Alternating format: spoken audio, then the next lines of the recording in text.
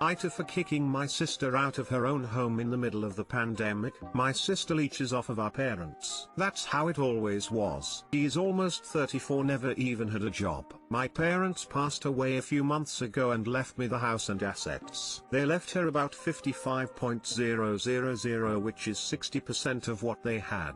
I got the rest. I think I might be TA here. Parents told me that when they pass they will leave me the house, plus a few extras, because unlike my sister who simply refuses to work, I have my own job, apartment, and am gonna be engaged soon. My sister always told me that I will go to hell because I'm a homosexual man. Why I don't consider her my sister. So when I did get the house, I told her she has 3 months to move out, and even though I didn't have to, legally, I served her the papers. Told her she has plenty of money to get a nice place. Well, 3 months pass and what does she tell me? She can't leave. She has to save. She spent 10,000 of her inheritance. How does one spend so much in 3 months? Exclamation mark. Well, I made her leave there and then, and now she is staying at her friend's house. Friend and her called me and said it's rude to kick her out, but I told the friend that she can let her stay with her if she wants to so bad. Last I heard, her friend kicked her out too. So AITA for being so harsh on my sister. My fiance says she deserves it for being such a leech. Sorry for any mistakes, English is not my first language. For people asking, my sister is able to get a job. My parents offered her good positions before they passed with helps of friends, but she refuses. Also 55,000 is a big sum of money here.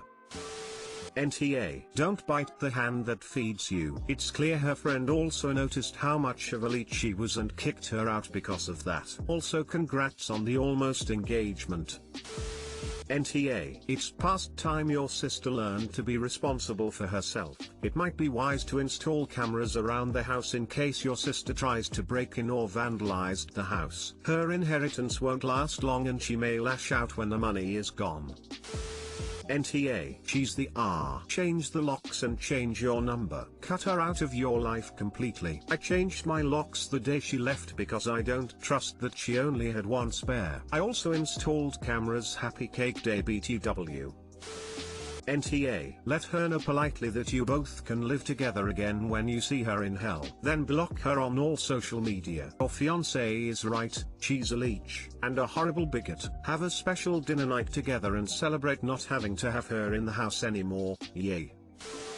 AITA for inviting a guy friend to try an upscale restaurant with me because my boyfriend will only eat fine dining if I'm the one paying. My boyfriend Jake and I have been dating for a year. He comes from a wealthy family while I don't, and he is very particular about money. Early in our relationship he told me that we shouldn't give each other gifts that cost over $50, and he doesn't like dining in expensive restaurants because he says he doesn't want our relationship to be based on material things and we should focus on saving for the future. I easily agreed because I'm not with him to be given expensive gifts or be wined and dined daily, and I thought it was great that he wanted to save for the future. What I didn't expect is that he would never even ask me to have dinner in a nice restaurant. It was either fast food, a local place, we always split the bill, or for special celebrations he would cook for me himself and we'd have a meal in his apartment. There's nothing wrong with that, but even just on special occasions, I wish we could go somewhere nice. I get that fine dining is something Jake is used to because of his family, but it's not the norm for me, so of course I'm excited to try an upscale restaurant once in a while. He tells me that they're just overpriced and serve so little food anyway,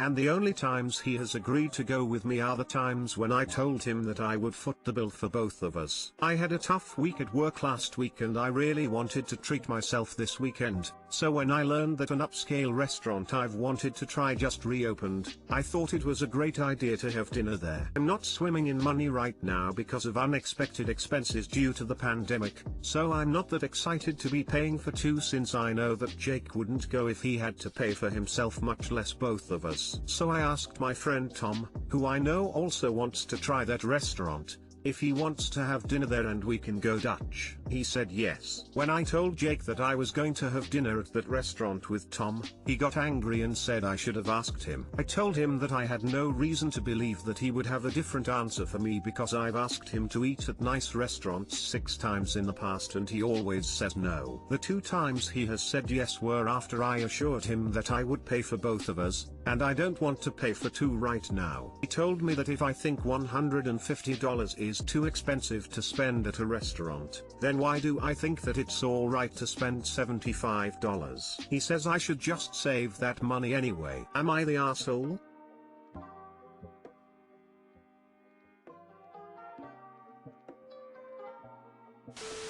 NTA, your boyfriend is. He sounds like one of my mooch friends, who I have since cut contact for semi-related reasons to mooching. Your boyfriend will split the bill for cheap stuff too? Even fast food? A meal for 2 usually won't even run over $20 or come close, at least, where I am at. He sounds like a cheapskate, and on top of that, he wants to go to fancy restaurants, but only if you pay. That's kind of shitty emo. And I don't even make bank, I make decent money, but I will still cover people if they need it, and will split if they insist. But if I find they won't do the same for me, no food or fancy things for you.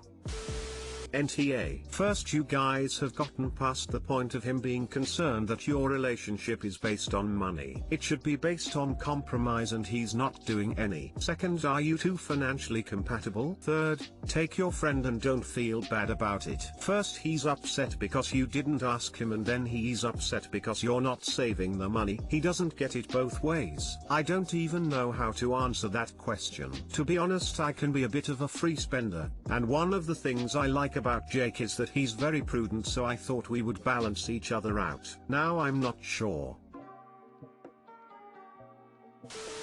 NTA. Jake's reasoning around money makes no sense. I'm okay spending $20 on pizza, but I think 40 is too much, so should I just not have pizza at all? I'm okay with keeping the thermostat at 68 and paying the electric bill that brings with the AC, but I'm not okay with cooling the place to 63, so should I just never use AC? You have a price point you don't want to exceed. That's perfectly fair. Jake has been very consistent in not wanting to attend or pay for these meals. It's fine to ask a friend to go instead. Now if Jake's concern was it's a date and it's cheating and Tom has a thing for you, that might be different and worth a talk. But Jake seems to just be looking for a free ride and is mad you're catching on that. While it's fine to agree to not spend over a certain amount, that means there will be things you do to treat yourself that he doesn't benefit from. He wanted no gifts over $50, so why is he making a stink that you won't spend $75 on his meal? He has disparaged your interest. He's absolutely treating you like a gold digger while pretty much behaving like one himself, and he's now trying to dictate how you spend your money. None of this is reasonable and healthy relationship behavior. Info, is this what you want the rest of your life to look like? Because I guarantee you that once you reach the point in your relationship where you share finances with Scrooge McDuck and he gets an actual legitimate say in how you spend money, you will never get to do anything fun or frivolous with it again. Can confirm. Was in a relationship like this. He'd buy a new guitar, but I didn't purchase clothes or shoes for myself when needed for years BC. It was unnecessary. He flipped out when I opened my own bank account for the money I made and told him joint was for bills. He ended the relationship over it. Thank you all for the kind words. If anyone needs to vent or anything, my inbox is always open.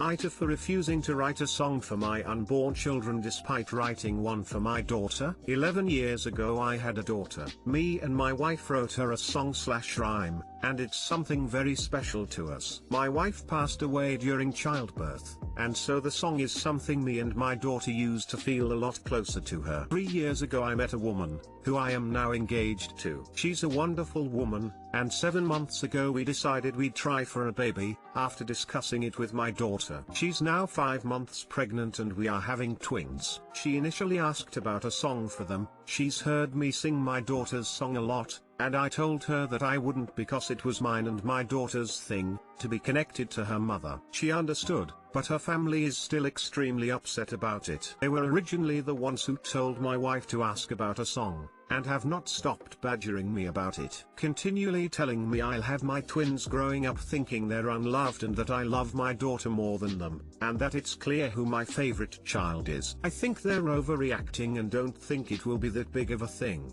Plus, I wasn't even the one who wrote most of the song. Just sing it. My fiance is also concerned, and has asked me to not sing the song where the twins would hear, which I understand, but she doesn't want me to sing it if they're in the house at all, which I don't think is fair to my daughter. I don't think I'm the asshole. My fiance thinks she's being fair. Her family think I'm evil, and they're in the right. So Reddit, who's in the wrong in this situation? And I think it's okay to have the song be a special thing between you and your daughter, but you should find something different and special to have with each of your twins. It's okay to treat children differently, it's just not okay to treat them unequally. If you're unwilling to come up with any special equivalent to have with your new children, I think you are leaning into asshole territory. Someone mentioned a book, so I'm going to talk to my fiance about that. If your fiance liked the song you wrote for your daughter, it's fine for her to want another one for your upcoming twins. If you view the song as a special connection you had with your late wife and daughter, it's fine to not want to write another one that could potentially dilute the meaning of the original song. But it doesn't have to be a song. What about a poem that they could frame and hang onto the wall? Up stated that he is not good with words, but he could ask wife and daughter for help so that he can include all family members into it, making a new family tragedian without diluting the meaning of their song. Soft NTA. Your twins don't need a song. That's something you and your late wife did for your daughter together. I would however do something for them, just something different. Your late wife did the song. What is your fiance good at? Maybe you can make a picture book for bedtime together, or puppets to put on a story. Do something together with her, for them, to show you're not playing favorites. But she has to recognize your daughter is different and always will be. That's an amazing idea, thank you. What about a poem? You can even ask your daughter and wife for help so that they are included in the process. Print it out and frame it onto the wall so that it is always present, just like the song you sing with your daughter. That's a great idea, thank you.